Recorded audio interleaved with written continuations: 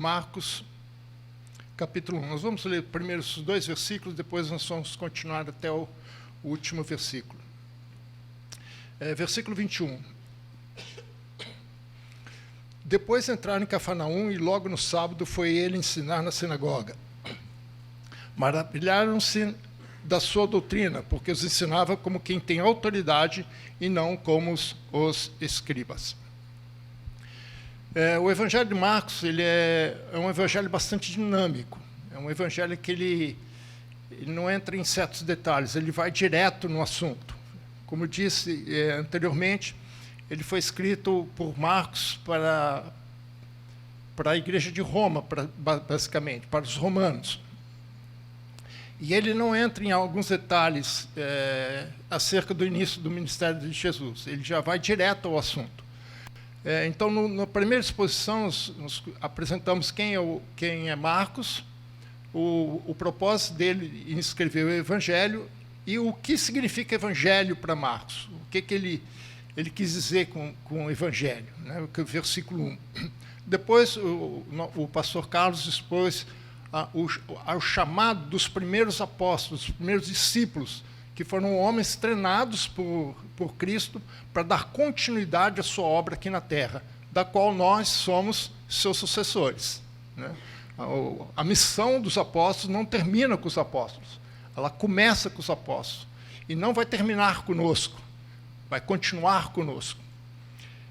E, nesse texto em específico, o evangelista Marcos vai destacar um ponto que eu acho importante acerca do ministério de Jesus, que é a autoridade do servo. Nesse versículo, a gente já começa a perceber isso, porque ele fala que, quando Jesus expunha a sua doutrina, as pessoas se maravilhavam por conta da sua autoridade.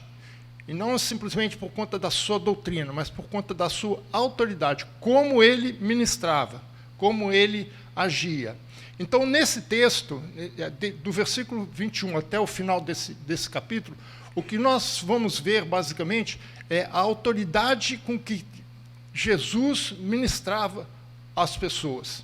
E ela é demonstrada, é caracterizada por 5 pontos importantes. E o primeiro ponto que nós destacamos, que Marcos destaca aqui acerca da autoridade do servo, é a autoridade do seu ensino, que era uma autoridade diferenciada. Ele começa dizendo que ele estava em Cafarnaum, ele sai da Galileia. Jesus não nasce na Galileia, né? Ele nasceu em Belém. De Belém ele fica mais ou menos um ano e meio, depois vai para o Egito por conta de Herodes. Fica alguns calculam que ele tenha ficado mais ou menos uns 4 anos e pouco, no Egito, e depois, quando José volta do Egito, ele não volta, depois da morte de Herodes, ele não volta para Belém, que era a cidade da família de José, mas ele vai para Galiléia, na cidade de Nazaré. E lá em Nazaré, Jesus passa a sua vida inteira, a sua infância, adolescência inteira, até a idade de 30 anos, onde ele começa o seu ministério. Mas ele não exerce o seu ministério em Nazaré. Ele se desloca para a cidade de Cafarnaum, onde ele vai fazer da cidade de Cafarnaum uma base do seu ministério, onde ele passa mais ou menos 1 ano e meio ministrando naquela região. E a cidade de Cafarnaum era importante cidade daquela região. Por quê? Porque era uma cidade que ficava fica, né? Ainda hoje ela existe, às margens do Mar da Galileia, noroeste do Mar da Galileia, 20 quilômetros de Nazaré e mais ou menos 100 quilômetros em linha reta de Jerusalém. Mas ali havia outras cidades importantes, como Betsaida, Corazim, havia também Magdala, onde tem Maria Madalena, e um pouco mais ao sul também tinha a cidade de Tiberíades. Essa era uma cidade que hoje, com certeza, nós consideraríamos pequena, mas ela tinha entre 12 a 15 mil habitantes. Quer dizer, para a época, ela não era tão pequena assim, né? O seu nome, Cafarnaum, significa aldeia de Naum. Algumas pessoas entendem que esse Naum seria o profeta Naum, mas a gente não tem muita certeza se é ou não o profeta do Antigo Testamento. Mas o nome significa aldeia de Naum. E era uma cidade importante para a região, porque ali passava uma rota comercial que vinha do Egito até Damasco, na Síria. E essa rota era muito forte em termos comerciais.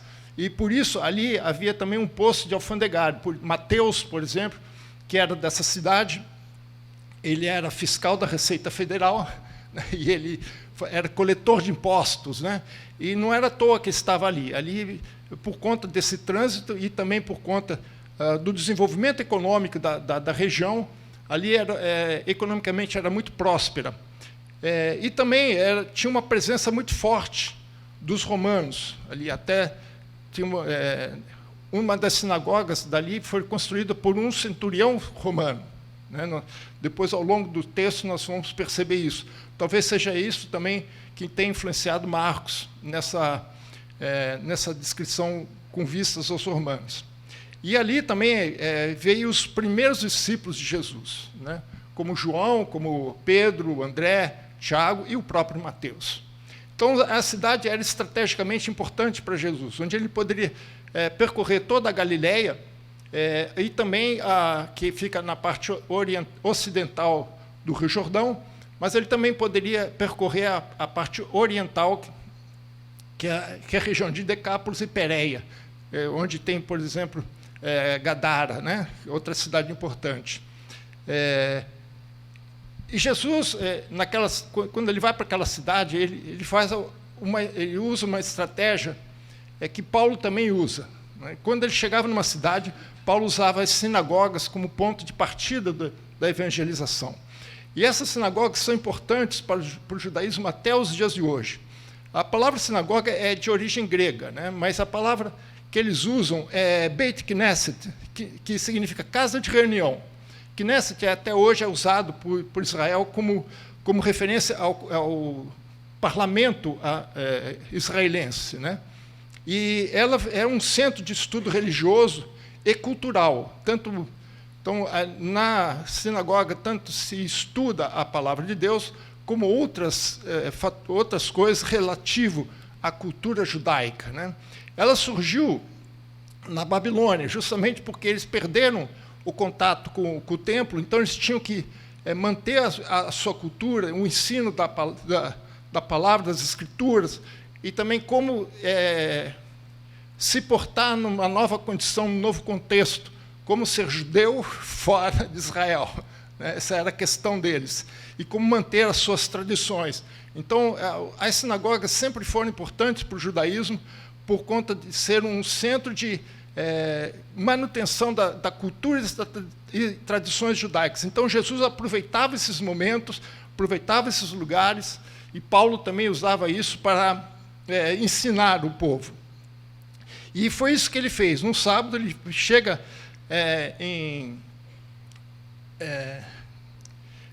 na cidade e vai até a sinagoga para ensinar. E o costume do judaísmo é que, quando alguém visitava a cidade, né, a sinagoga, eles convidavam essa pessoa para ler as Escrituras e também trazer uma palavra, né? Veja comigo um exemplo de Atos 13, capítulo 13, versículo 14 e 15. É a mesma estratégia que Paulo usa, né? Aqui a gente entende mais ou menos a mecânica, como é que funcionava.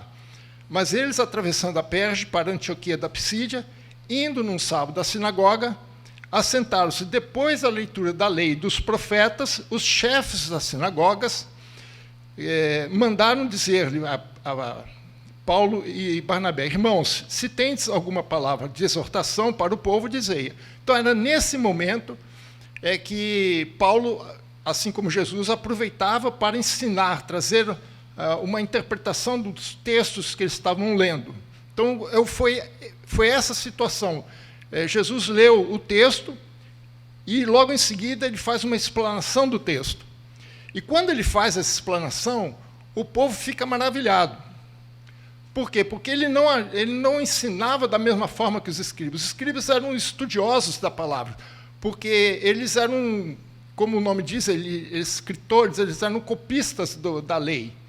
Naquela época não tinha xerox, não tinha máquina de copiadora, né? Era tudo feito à mão. Então, esses escribas, que eram escreventes, pessoas versados na escrita, né? Eles eram contratados para fazer uma cópia da lei, tudo à mão. Então, por copiarem a lei, eles conheciam muito bem o seu conteúdo, né? Então, eles se tornaram assim, mestres da lei, as pessoas que tinham conhecimento profundo da lei. E essas pessoas, muitas vezes, eram usadas para ensinar a lei ao povo. Ou, se tivesse alguma dificuldade em aplicação de alguma lei, eles poderiam interpretar a lei. Mas o que eles viram diferente é que Jesus não ensinava da mesma forma que os outros ensinavam. A sua autoridade com que ele ensinava, o conhecimento que ele tinha da palavra, era completamente diferente. Por isso que ele fala, maravilharam-se. Só que a palavra maravilharam-se aqui significa ficar atônitos, ficar assombrados com o que eles estavam vendo, porque eles estavam vendo algo completamente diferente do que eles estavam acostumados a ver. E isso diferenciava dos demais. Isso fazia com que aquilo que Jesus falasse tinha muito mais peso do que aquilo que os escribas falavam. Por isso, a autoridade de Jesus no seu ensino era uma autoridade diferenciada. Não era uma autoridade comum. Era algo que realmente atingia o povo de tal forma que eles percebiam que aquilo que Jesus falava tinha um fundamento de verdade, não apenas no seu conteúdo, mas também na sua aplicação. E é isso que a gente vê na vida de Jesus. O que Jesus fala e o que Jesus faz são coerentes uma com a outra. Uma confirma a outra. Então, a primeira característica que nós vemos, que Mateus mostra da autoridade do servo, que é uma autoridade diferenciada, diferente da autoridade dos homens. A segunda característica que ele nos mostra ainda na sinagoga, com uma situação totalmente inusitada para eles, que é a questão do homem possesso. Versículo 23 a 26. Não tardou que aparecesse na sinagoga um homem possesso de espírito imundo, o qual bradou: que temos nós contigo, Jesus Nazareno? Vieste para perder-nos? Bem sei quem és, o Santo de Deus. Mas Jesus o repreendeu, dizendo: cala-te e sai desse homem. Então o espírito imundo, agitando violentamente, bradando em alta voz, saiu deles. A autoridade de Jesus não era apenas no ensino, e não era apenas sobre as pessoas, mas a autoridade de Jesus também era sobre as forças espirituais, fossem as forças que fossem. Naquela situação é interessante, porque o texto diz que apareceu, né, não tardou que aparecesse. O texto original diz que estava ali um homem, ou seja, era uma pessoa que estava junto ali na sinagoga, assistindo o serviço da sinagoga, participando como qualquer um de nós. E Jesus ensinava, e a autoridade de Jesus foi tão grande que o próprio espírito imundo se manifestou, não precisou ninguém fazer repreensão nem nada, ele se manifestou sozinho. A autoridade de Jesus no seu ensino foi tão forte que nem mesmo os espíritos maus aguentaram. E ele estava no meio, irmãos. Eu não entendo como as pessoas não perceberam isso. Devia ser alguém conhecido dentro deles. Estava ali no meio, estava assistindo, estava vendo o que Jesus estava falando. Então ele estava presente ali no meio. Mas, de repente, ele se levanta e grita, e a palavra diz que ele não falou baixinho, não cochichou no ouvido de Jesus. Ele falou alto, ele diz que ele bradou, ele gritou. Veja lá, e o espírito imundo, o qual bradou, falou em alta voz. Ele deve ter, no meio do culto, no meio do serviço de Jesus ensinando, o cara se levanta e dá um berro. Imagina que se acontecesse isso aqui. E ele dá um berro, e ele diz: que temos nós contigo? Né? O que você está querendo dizer? Isso é uma expressão idiomática, irmãos, típica do judaísmo. Né? O que ele quer dizer é mais ou menos: o que temos nós em comum? O que tem entre eu e você? Não temos nada em comum. E ele estava preocupado com ele, com o seu espírito. Né? Por quê? Porque ele estava percebendo o que Jesus estava falando. Eles estavam entendendo a dimensão espiritual do ensino de Jesus. Então ele pergunta, o que nós temos? O que você está fazendo aqui? É mais ou menos isso que ele está dizendo. O que você está fazendo aqui? Não era para você estar aqui. Você vem o quê? Perturbar-nos? A palavra aqui é um pouco mais forte, é no sentido de destruir, de abolir ou de colocar um fim. E ele continua, né? Ele fala assim, cuida dos seus negócios, deixa a gente em paz. É mais ou menos o que ele está dizendo. Ou seja, a fala desse espírito imundo é desafiadora, ele está desafiando Jesus. Ele está confrontando Jesus. Mas Jesus, ele veio para quê? Foi justamente para isso. No fundo, Jesus, a resposta de Jesus deveria ser, sim, eu vim para isso mesmo. Veja que primeira carta de João, capítulo 3, versículo 8, diz, é a resposta para ele. 1 João 3,8 diz assim, aquele que pratica o pecado procede do diabo, porque o diabo vive pecando desde o princípio. Para isso se manifestou o Filho de Deus, para destruir. E essa palavra que ele usa aqui, você veio para nos destruir. É o mesmo radical, o radical dos dois verbos é o mesmo. Você veio para nos destruir.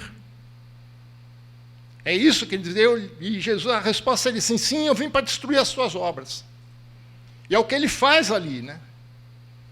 E é interessante que Jesus não entra em bate-papo com ele, não fica discutindo com o diabo. Ele dá uma ordem, assim, cala-te e sai dele. 3 palavras em hebraico.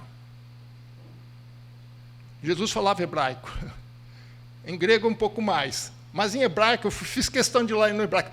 3 palavras que ele fala para o hebraico. Em hebraico. Ele simplesmente cala a boca e sai. Pronto. Acabou, pronto. C'est fini. Passa a régua. Sem choro, sem churumela. E é interessante que a palavra cala-te tem um significado, põe uma mordaça na tua boca. É se cala, fica calado e põe uma mordaça na tua boca. Você não tem o direito de falar. O único direito que você tem aqui é sair dele. De obedecer a minha palavra. Então Jesus não dá oportunidade para qualquer conversa, não dá oportunidade para diálogo nenhum com o espírito imundo. Jesus não quer testemunho de espírito imundo nenhum. O único povo que tem direito de dar testemunho de Jesus é o povo de Deus. É você. Ele não aceita nenhuma palavra que venha do inimigo. Por quê? Porque ele não quer que haja confusão. Como eu já escutei espíritas. Acho que voltou. Ele não tem direito de falar nada. Como algumas religiões falam que também fala de Cristo, mas quando você pergunta que Cristo que eles falam, você vai ver que não é o mesmo que você fala. Então não é o mesmo Cristo. Pode ser outro Jesus, pode ser outra coisa, mas não é o mesmo Cristo. Por isso que Jesus não aceita testemunho de espírito imundo, para que não haja confusão. Para dizer, não, mas eu também pregamos Jesus. Você não prega Jesus. É outro Jesus. Por isso que Jesus não dá espaço para qualquer diálogo, não dá espaço para qualquer coisa que o inimigo venha falar. E ele dá uma ordem, sai dele. E o que aconteceu? Imediatamente saiu o demônio. Pode imaginar o impacto isso naquela comunidade? Você pode imaginar Jesus dizendo assim, sai e acabou? Sem mais nem menos. Eu não sei quanto tempo aquele homem estava lá. Eu não sei quanto tempo eles conheciam, quanto tempo ele estava endemoniado. Mas a coisa foi tão impactante que as pessoas perceberam que Jesus tinha autoridade até mesmo sobre as forças espirituais. E vejam a consequência, o desdobramento disso, versículo 27 e 28. Todos se admiravam. Todos se admiraram, a ponto de perguntarem entre si, que vem a ser isso? Uma nova doutrina? Com autoridade ele ordena aos espíritos imundos e eles lhes obedecem. Com autoridade ele ordena e eles obedecem, sem chance. Então correu célere a fama de Jesus em todas as direções, em toda a circunstância da Galileia. Irmãos, isso é o confronto entre o reino de Deus e o reino das trevas.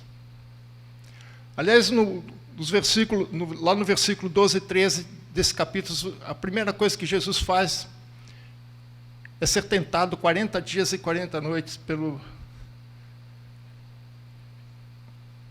representantes de Satanás. Até que no final vem Satanás em pessoa falar com Jesus. Ou seja, desde o início do seu ministério, Jesus sofre confrontações do reino das trevas. Mesmo antes disso aqui, já tinha sido confrontado.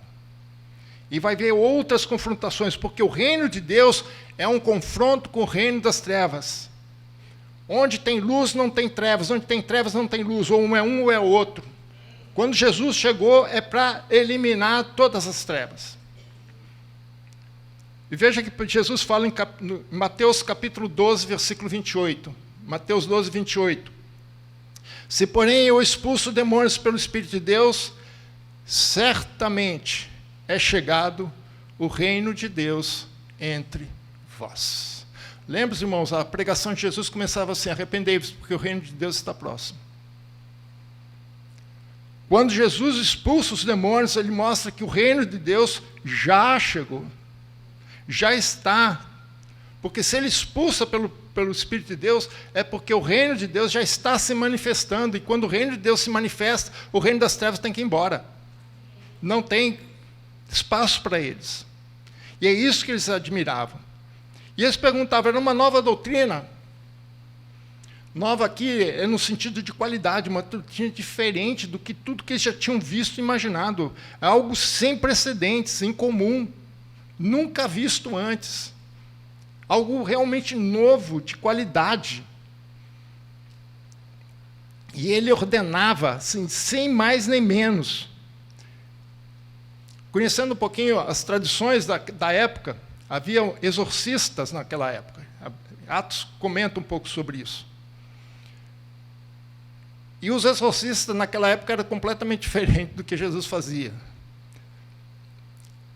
Só uma ideia, né? Lembra quando Naamã foi até Eliseu, né? Ele não estava endemoniado, mas ele estava com lepra. Ele pede lá para... Eliseu fala assim, olha, fala para ele lá ir no Rio Jordão, mergulha 7 vezes e acabou. Ele nem falou com Naamã. E o que aconteceu? Naamã ficou intrigado, ficou indignado. Por quê? Porque eles pensavam que ele vinha fazer uma liturgia aqui, vem, passa a mão, passa óleo, passa isso, passa aquilo. Era isso que eles imaginavam, era isso que eles faziam. Tinham toda uma sistemática, toda uma liturgia para expulsar demônios, para curar as pessoas e coisa e tal. E o que eles esperavam era algo desse tipo. Mas Jesus não. Jesus não precisa fazer isso, não precisa ficar fazendo uma liturgia, nada de especial. Simplesmente a autoridade dele era tão grande que ele não precisava fazer nada, era só falar e a coisa acontecia. Por isso que é algo novo, que eles não estavam acostumados, é algo que trazia admiração. E a admiração aqui é no sentido de que eles ficavam atordoados, eles não estavam entendendo o que estava acontecendo. Era algo inédito, algo que eles nunca tinham visto. E eles ficaram realmente assombrados, aterrorizados. Ou seja, aquela expressão de maravilhar-se no início com a sua doutrina, agora se transforma em um temor por Jesus.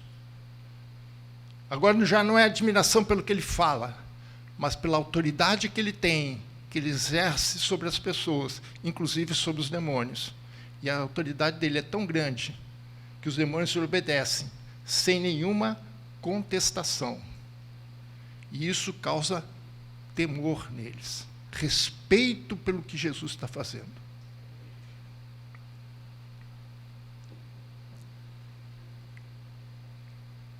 Isso tudo, irmãos, acontece dentro de uma sinagoga, dentro de um culto. A sinagoga devia estar cheia, irmãos. Apesar de não ser sinagogas muito grandes, mas estavam cheios. E aquilo foi tão forte que toda a região, a Rádio Peão foi tão forte, a notícia se espalhou, não somente para Cafarnaum, mas para cidades circunvizinhas. Que as pessoas acabaram correndo para Cafarnaum para ver o que estava acontecendo. Versículo 29 e 31, ainda no sábado, isso aqui ainda é no sábado, eles saem do culto, vai para a casa de Pedro, versículo 29, e saindo eles das sinagogas, foram com Tiago e João, diretamente para a casa de Simão e André.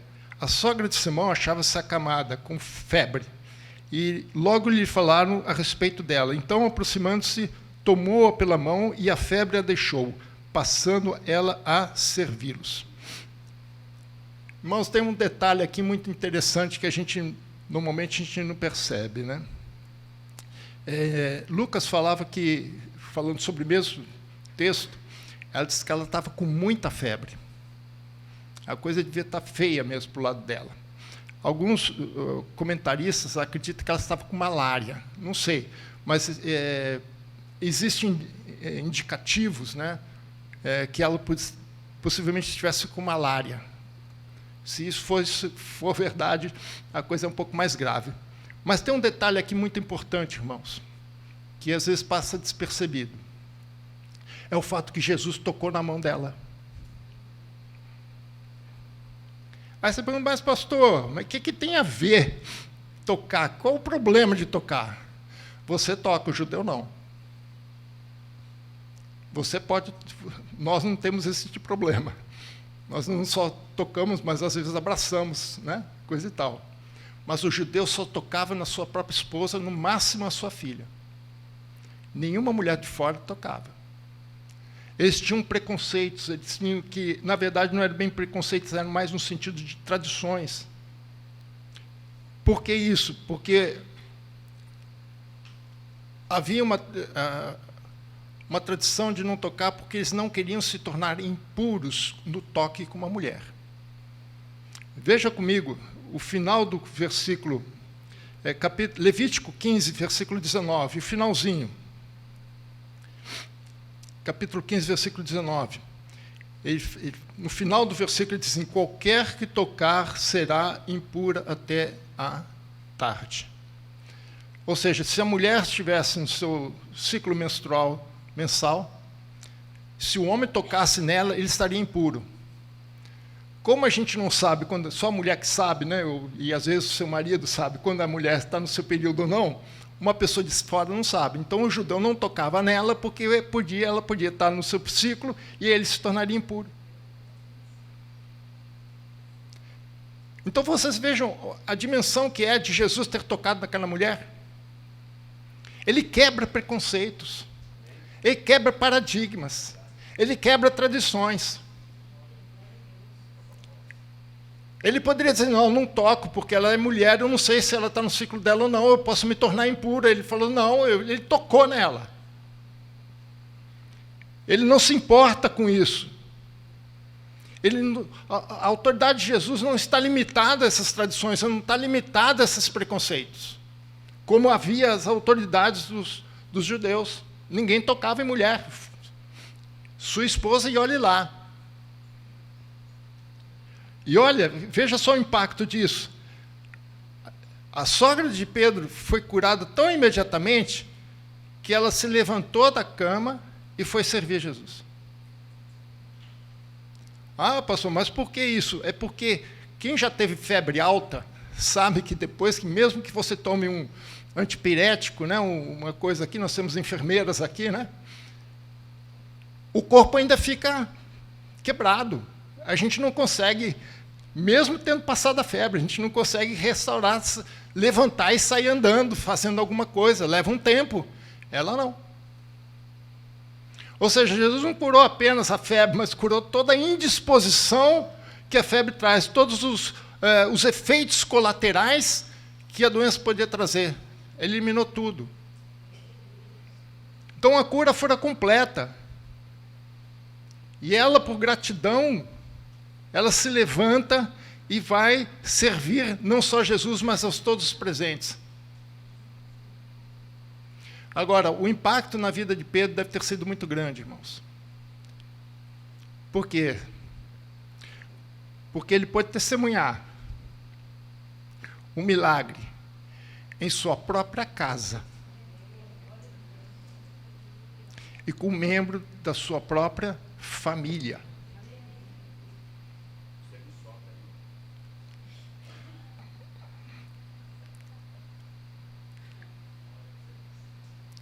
Você pode imaginar isso, irmãos?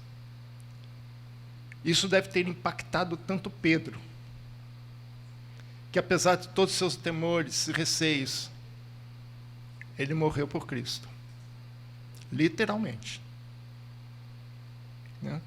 Então ele viu, ele testemunhou um milagre, e foi um dos primeiros milagres, não foi o primeiro foi em Caná da Galileia, mas foi uma das primeiras curas. Foi na casa dele. Foi com a família dele.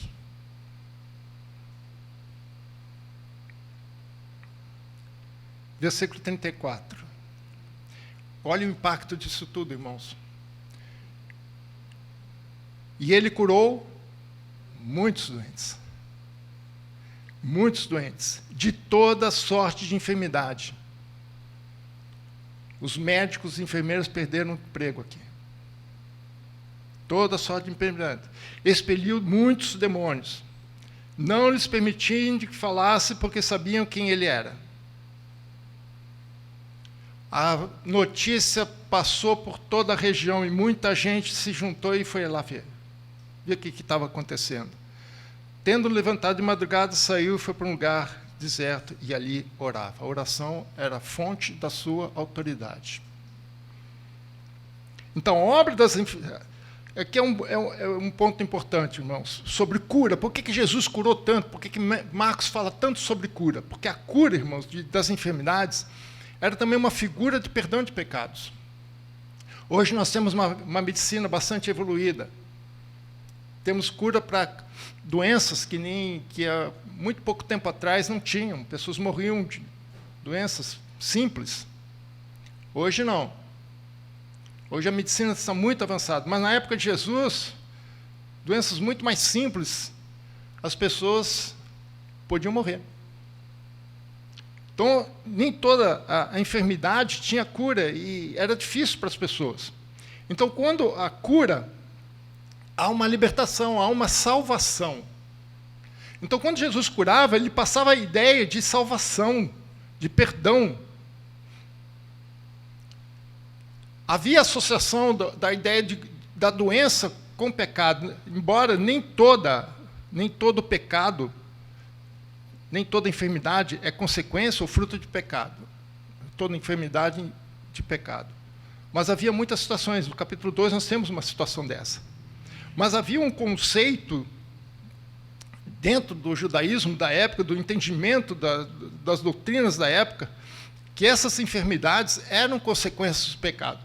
Vamos ver um exemplo para os irmãos entenderem, porque isso é importante entender por que Jesus curou muito. Aí você pergunta, por que Jesus não cura hoje? Cura.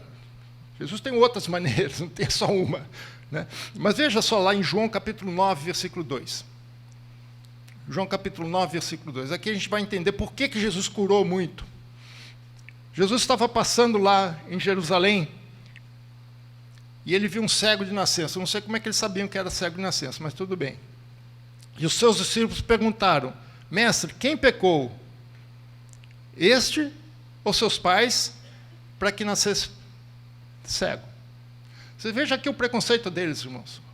Aqui no sentido pré-conceito, conceito prévio. Eles entendiam que aquele cara era cego, tinha nascido cego, porque tinha algum pecado na vida dele. Agora eu fico pensando assim, ele nasceu cego. Quer dizer, ele pecou antes de nascer, para nascer cego? É uma lógica meio insana, né? Se ele fosse cego depois, você poderia até entender. Mas ele nasceu cego, e ele pergunta, quem pecou? Ele? Quer dizer, ele pecou antes de nascer, ou ele recebeu uma culpa ou um castigo antes de pecar? Mas de onde vem essa ideia? Êxodo capítulo 20, versículos 5 e 6. Terceiro mandamento, não terás outros deuses diante de mim, não farás para ti imagem de escultura. E ele continua, Êxodo 20, versículo 5. Ele diz, não os adorarás, nem lhes dará culto, porque eu sou o Senhor teu Deus, Deus zeloso, que visito a iniquidade dos pais aos filhos até a terceira e quarta geração. Daqui vem esse conceito. Se a pessoa estava enferma, se a pessoa tinha principalmente algo de nascença, é porque havia uma visita de Deus na iniquidade dos pais nos filhos. Depois, os profetas vão corrigir essa visão. Mas é daqui que sai essa ideia. Por isso que ele pergunta, quem pecou? Qual é a origem dessa cegueira? É o pecado? E aqui, isso, meu irmão, não era só na teologia antiga. Há muito pouco tempo atrás, ainda existe no meio de hoje, algumas linhas doutrinárias que dizem, se você está doente é porque você tem pecado. Eu já cansei de escutar isso. Hoje está um pouquinho menos, porque algumas das pessoas que afirmavam isso ficaram doentes. E não estou falando de pessoas assim, estou falando de grandes líderes cristãos no Brasil. Doutrinas do tipo assim, se você está doente, você está em pecado. Cristão não fica doente. Agora veja a resposta de Jesus lá em João capítulo 9, versículo 3. Quem que pecou? Ele ou seus pais? Olha a resposta de Jesus. Nem ele pecou, nem seus pais. Uau! Então quem pecou? O que está acontecendo aqui? Olha o que Jesus continua? Mas para que nele fosse manifestado as obras de Deus. Às vezes nós passamos por situações, não é porque nós estamos em pecado, é justamente o contrário. E Jesus disse, nele vai ser manifestado a glória de Deus. Então, as pessoas tinham dificuldade de entender que aquela cegueira não era fruto de pecado. Eles tinham dificuldade de entender que aquele cego, nem ele, nem seus pais tinham algum pecado, mas que esses preconceitos impediam eles verem aquela pessoa como Jesus via. Sem pecado. Não é fruto de pecado, nem sempre. Às vezes é, mas às vezes não é. Nem sempre. Ele é no sentido de pecado porque nós somos pessoas corrompidas pelo pecado natural, pecado adâmico, como a gente costuma dizer. Mas não porque você pecou, você tem uma doença por causa com uma consequência, senão você não seria mais salvação pela graça, seria pela obra.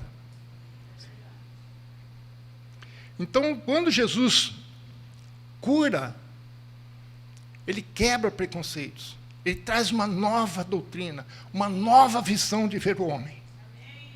É a visão de Deus para o homem.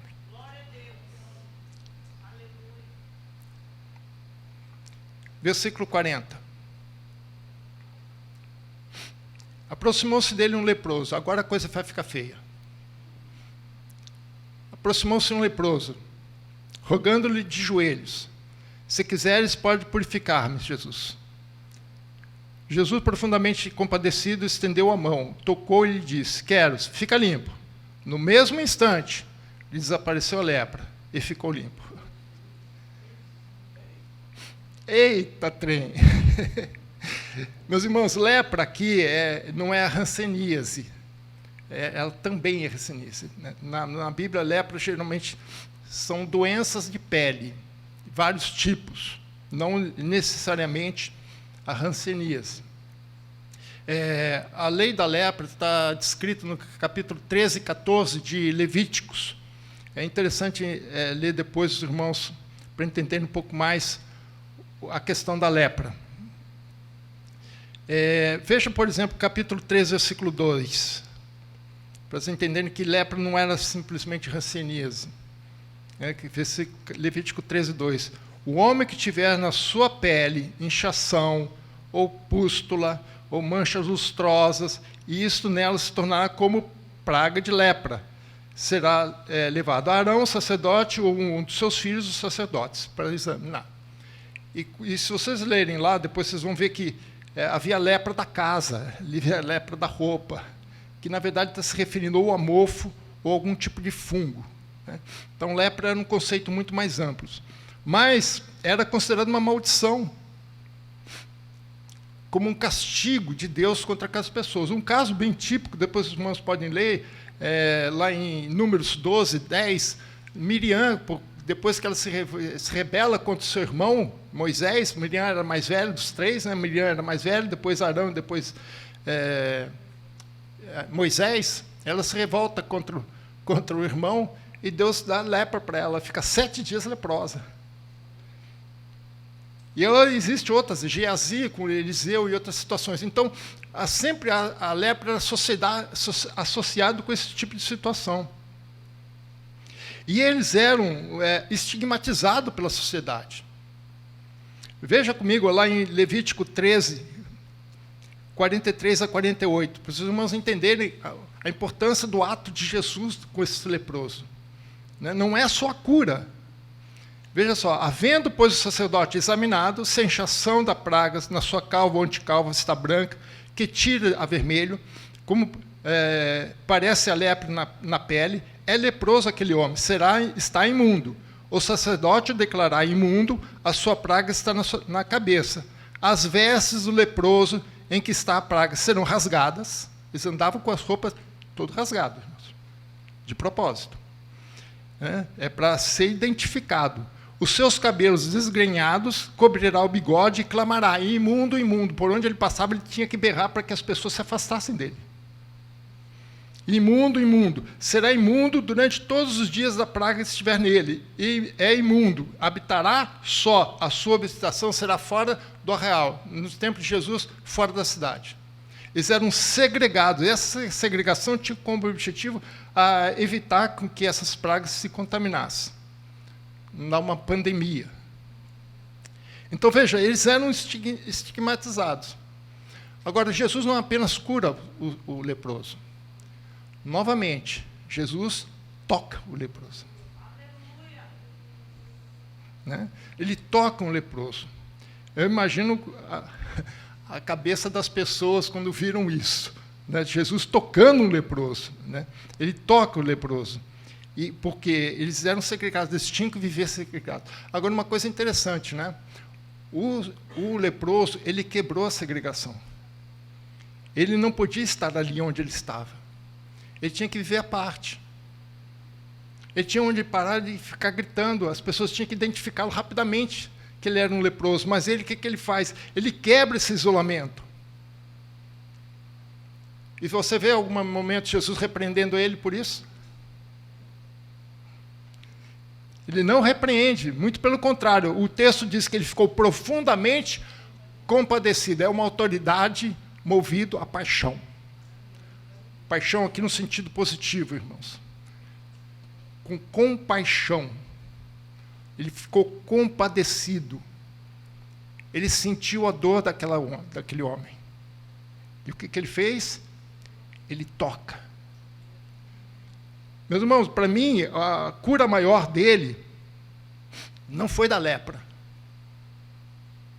Foi desse sentimento que ele estava de segregado. Quantas vezes nós passamos agora por uma pandemia, né? Fica em casa, lockdown. O número de suicídios, ninguém fala, aumentou. O número de deprimidos aumentou. Porque o problema, irmãos, não é tanto físico. A gente conta muito mais uma situação física, uma enfermidade física, do que uma enfermidade emocional. Ser segregado. Ser separado. Você não pode mais conviver com os seus semelhantes. Não sei se ele era casado ou não, mas eu imagino que sim. Deixar a esposa, deixar filhos, deixar casa. Pode imaginar o sentimento dessa pessoa? O que ele estava a ponto dele quebrar o isolamento que ele tinha que cumprir para estar na presença de Jesus. Jesus usa sua autoridade baseado na compaixão, na dor daquela pessoa. E pelo fato dele tocar aquele impuro, ele não se tornou impuro, mas ele purificou o impuro. Mas é interessante que essa mesma autoridade que é movida pela compaixão, ele é uma autoridade também que respeita a lei. Veja o versículo 43. Fazendo-lhe então veemente advertência, logo o despediu e lhe disse: olha, não digas nada a ninguém, mas vai, mostra-te ao sacerdote e oferece pela tua purificação o que Moisés determinou para servir de testemunho ao povo. Jesus não simplesmente falou assim: agora você está curado, você pode ir para casa. Jesus era um judeu, conhecia a lei, e ele não veio para quebrar a lei. E a lei, lá no capítulo 14, dizia o seguinte: se a pessoa foi curada, ela tem que voltar para o sacerdote. O sacerdote tem que fazer uma nova inspeção nele, fazer uma nova vistoria, ver se ele está curado. Se ele estiver curado, se estiver comprovado a cura, ele faz um sacrifício. E aí, então, o sacerdote vai declarar ele limpo. Se antes ele for declarado impuro, agora ele vai ser declarado puro. E mais, irmãos, isso era um testemunho do sacerdote, que era uma autoridade espiritual, uma autoridade constituída pela nação, por Deus, inclusive, de que aquele homem estava curado. Então, ninguém podia contestar. Se ele voltasse para casa, ele poderia ser contestado. Eu estou limpo. Como é que você sabe que você está limpo? Qual é a prova que você está limpo? Então, Jesus diz assim: não, você vai cumprir a lei. A lei vai servir para você como testemunho. A lei vai te garantir a tua liberdade, vai ser a sua carta de alforria. Vai ser a garantia de você vai poder retornar para a tua casa, a convivência do seu lar. Então, Jesus não disse simplesmente: olha, vai para casa e acabou. Pelo contrário, cumpra a lei. A autoridade de Jesus não passou por cima da autoridade da lei, porque a autoridade da lei era a autoridade de Deus. E Jesus não podia, de maneira alguma, passar por cima da própria autoridade de Deus, porque ele veio não para cumprir a sua própria autoridade, mas a de Deus, porque a autoridade de Jesus era comissionada por Deus. Então ele diz: olha, vai para o sacerdote, vai conversar, mostra para você para ele, faz os sacrifícios que tem que fazer, passe por todo o procedimento, porque assim você vai ter a confirmação da tua cura, e toda a sociedade vai ter a confirmação da tua cura, e aí você vai poder voltar para sua casa feliz da vida. Então o sacerdote deveria examinar o leproso para se certificar que ele estava limpo da lepra, e proceder o ritual de purificação para ser reintegrado à sociedade. Sem isso, ele não poderia. Então, a autoridade de Jesus não é simplesmente um autoritarismo, mas é uma autoridade que está alinhada com a autoridade de Deus.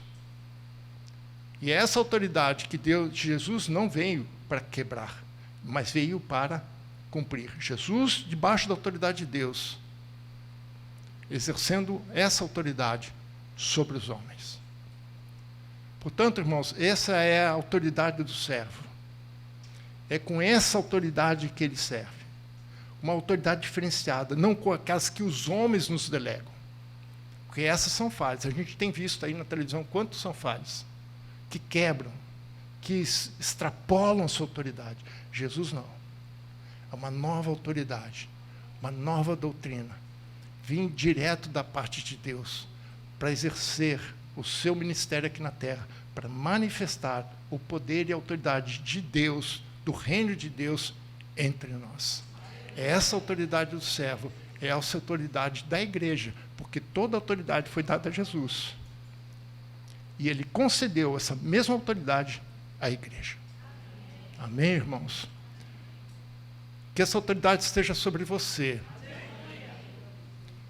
Que você viva a plenitude da autoridade de Deus na sua vida. E que a igreja se levante com autoridade diante dos homens, para mostrar aos homens a manifestação do reino de Deus.